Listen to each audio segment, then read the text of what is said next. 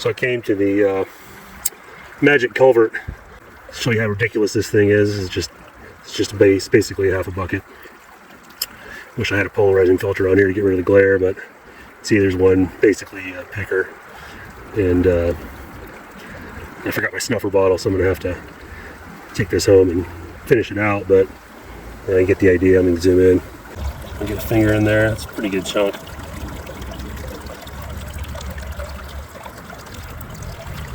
Whole bunch of them. These are among the biggest flakes that you'll find in this area.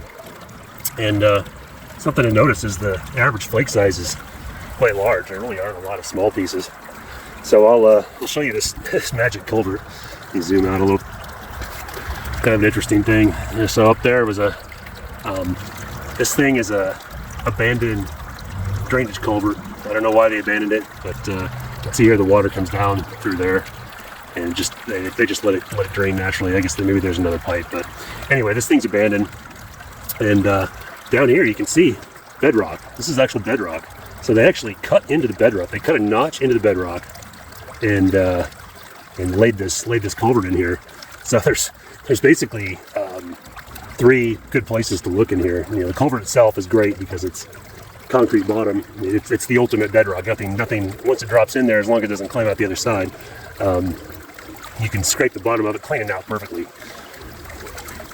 In here is pretty cool. You can actually go under the. It's like a waterfall with inverted lip there. So I haven't even finished digging this thing out yet. You could go up above. Same idea. Dig it out as the lip that's under the culvert itself. If I look on this side, you know it's another kind of hiding spot that goes into the culvert there. So anyway, obviously I'm not gonna tell you where my magic culvert is, but maybe give you some inspiration what to look for.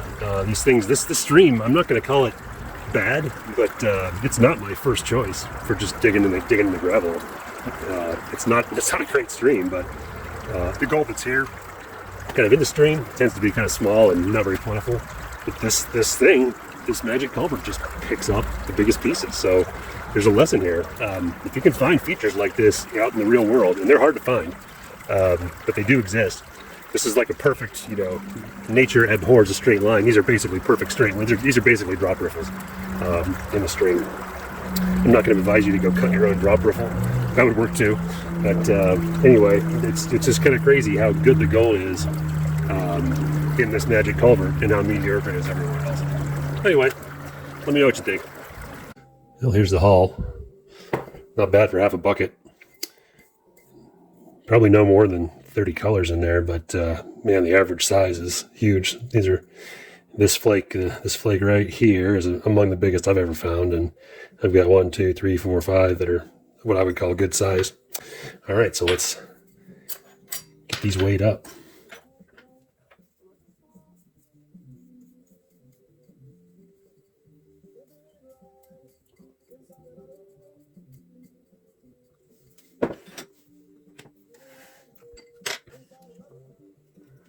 This will definitely weigh, I'm guessing, about somewhere between 10 and 15 milligrams. Hey, look at that, 16. So, yeah, not bad for half a bucket. So I'm going to go back to the magic culvert, and I am going to clean it out. And getting the gold is kind of the main event is actually clean the thing out. I want it to be there. I want to clean the trap out, make sure it's not packed in like I packed in riffle, and ready to collect gold and gravel for next year. So pretty amazing that I was able to. I'm still cleaning nice size flakes out of here, and I've been working this thing several times over the last 6 months or so. So I think it's interesting that this thing only catches big gold. Smaller gold probably gets blown out of it during the bigger storms. So there is big gold moving. It just doesn't catch most places. So anyway.